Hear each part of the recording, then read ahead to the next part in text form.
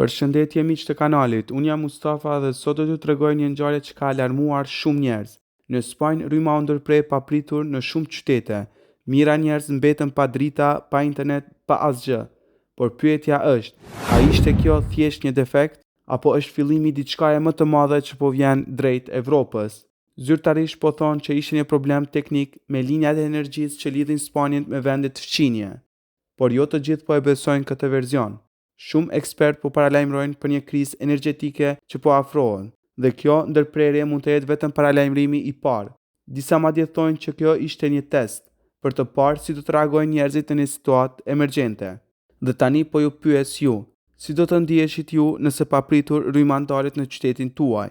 A jeni të përgatitur për një ndërprerje që mund të zgjasë jo orë, por ditë?